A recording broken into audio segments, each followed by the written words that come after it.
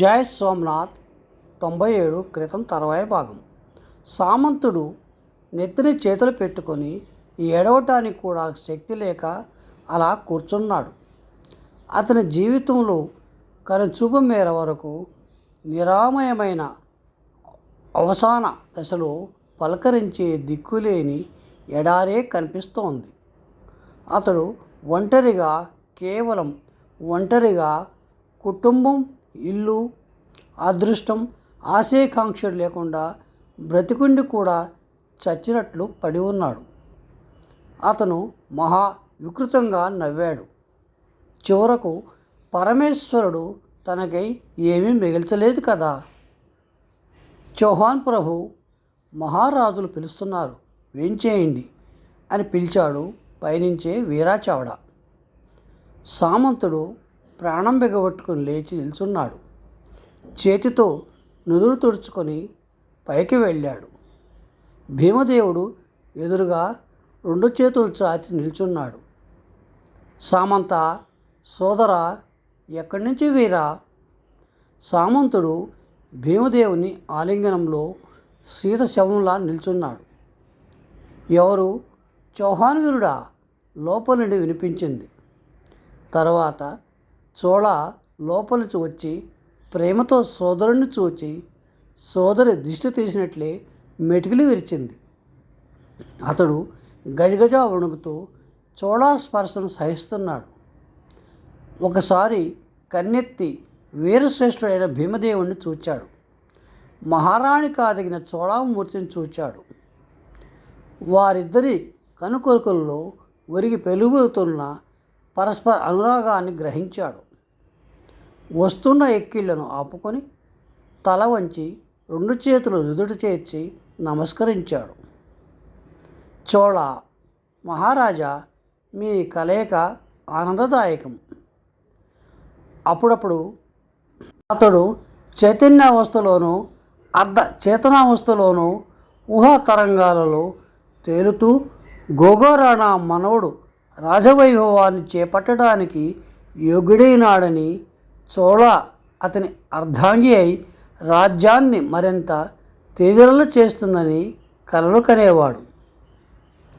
ఇప్పుడు తల వంచి వారిరువురికి నమస్కరిస్తూ అలా కలలో తేలిపోవడం ఎంత తప్పిదమని అనుకున్నాడు. అతడు ఆ భావాన్ని మనసు నుండి దూరం చేశాడు. నీకు కూడా చూడాలి తెలుసునని నాకు తెలియదు సుమా అన్నాడు మహారాజు. మహారాజా, నేను ఒంటరిగా ప్రపంచములో దిక్కులోని పక్షిలా తిరుగుతున్నాను. ఈ చోళ నాకు సోదరి అయి ఆ లోటు తీర్చింది. ఆమె సదా మంగళమూర్తి వెలుగొందాలి చెల్లి. ఇక నేను 1 నిమిషం మహారాజుతో సంభాషించాలి. మరుగడిలో తిరిగి వెళ్ళిపోవాలి. నీవు కాస్త లోపలికి వెళ్ళు. చోళ వెళ్ళిపోయింది. సామంతుడు భీమదేవుణ్ణి మేడ మీద ఒక మూలకు తీసుకుని వెళ్ళాడు. మహారాజా, అవకాశం అట్టే లేదు. పని చాలా ఉంది. నేను అన్ని విషయాలు రత్నాదిత్యునికి తెలిపాను. అడిగి తెలుసుకోండి. అనలివాడలో తిరిగి తమ రాజ్యం నెలకొంది. దామోదర్ సైన్యంతో అమీరును వెనక నుంచి ఎదురిస్తున్నాడు. మార్వాడ్, ఉజ్జయిని సైన్యాలు కూడా 2-3 రోజుల్లో వచ్చి కలుసుకుంటాయి. నేను కంబాంతం నుంచి నావల్లో ఆహార వస్త్రాలు తెచ్చాను. ఏమిటి? భేష్ సామంత, శబాష్. ఇక నేను త్వరగా వెళ్తాను. రేపు మళ్ళీ వస్తాను. సామంత, నీవు మానవ మాత్రుడివి కావు, దేవతవు. మనుష్యుణ్ణా? కాను. నిజమే కాను. లేకపోతే ఇంత దుఃఖంతో కుమిలి ఏనాడో చచ్చిపోవలసింది. అలా అనుకు సామంత. నీవు నా కుడిభుజం లాంటి వాడివి. ఇక స్వవిషయం కూడా ఒకటి ఉంది. సామంతుని కంఠంలో మహా కర్కశధ్వని వినిపించింది. ఏమిటి అంటూ భీమదేవుడు ఆశ్చర్యచకితుడై వెనక్కు 1 అడుగు వేశాడు. సామంతుని ముఖం జేవురించి మహా ఉద్రేకంతో ఉగ్రరూపాన్ని ధరించింది. అతని చేతిలో పిడిబాకు మెరుస్తోంది. చోళ మీద మోజు క్షణికమా, లేక అలసట తీర్చడానికి ఓ రాత్రి గడిపే మజిలీ మాత్రమేనా? లేక ఈ ప్రశ్న వెనక దాగి ఉన్న నిశ్చయం, పట్టుదల మహాసాహసి అయిన భీమదేవుడిని కూడా నిలువున వణికించాయి. ఎవరన్నావు? ఆమె పుట్టుకతో దేవదాసి. అవసరం గడిచిన పిమ్మట చాళుక్య నరేషుని ప్రసాదములో ఎలా ఉండగలది ఇంకా? భీమదేవుడు గ్రహించి గలగలా నవ్వాడు. సామంత, గాబరా పడకు. చోళాయే నా జీవన సర్వస్వం. ఆమెను మర్చిపోగలనయ్యా. ఆమె గురుదేవుని పుత్రిక, నాకు సాక్షాత్తు సోదరి. ఈ రేయి గడిచిన పిమ్మట ఆమె గుజరాతు పట్టపుదేవి కాలేనిచో ఇప్పుడే నిర్ణయించుకుందాం అంటూ సామంతుడు పిడికెత్తిన భీమదేవిని విశాల వక్షస్థలం మీద ఆనించాడు. సామంతుడు నిశ్చలంగా భయంకరుడై క్రోధమూర్తి అయిన నిల్చున్నాడు. భీమదేవునికి నవ్వు ఆగలేదు. చౌహాన్ వీరా, చోళాకు ఇలాంటి సోదరుడున్నాడని నాకు తెలియదు సుమా.